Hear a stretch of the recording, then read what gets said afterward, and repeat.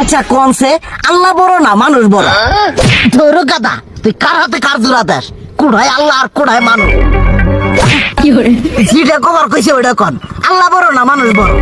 আল্লাহ তো বড়। আল্লাহ বড়, তাহলে আল্লাহর কথা না হইনা মানুষের কথা শুনেন কে? কি কইতাছস?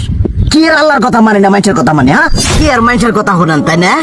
আমনে যে ওই দিনকে ডায়াবেটিসের রোগ নিয়ে যে হাসপাতালে গেলেন, ডাক্তার আপনার কত কিছু খাবার না করলো, সব কিছু না খাই এখন চলতেছেন।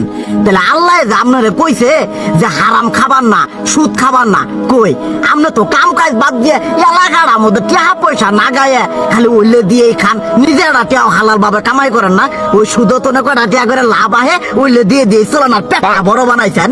শুনেন একটা কথা কই, হারামের কোনোদিন আরাম নাই। হালাল পথে রুজি রোজগার করেন, প্রয়োজনে এড়া বেলা কম খায়েন, তাও শরীর পিণ্ডও ভালো থাকবো, কোনো রোগ বেদও হবো না, আরামও পাবেন, আল্লাহও খুশি থাকবো। তুই আমার এইভাবে বুঝাবি আগে কইলি না কে? আসলে এই বিষয়টা তো আমি কখনো মাথায় এইভাবে নিইনি যে আমাদের কখনো ডাক্তার নিষেধ করলে ঠিকই আমরা নিষেধ মানি, কিন্তু উপর আল্লাহ যে কত কিছু নিষেধ করে দিয়ে সেটা মানি না।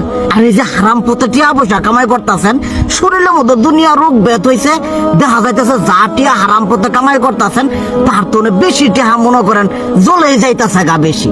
আজকের পর থেকে আমি আর এই হারাম সুদ খামো না, আমি হালাল পথে চলবো, হালাল টাকা পয়সা ইনকাম করবো।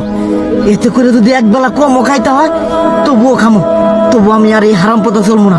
আচ্ছা ঠিক আছে।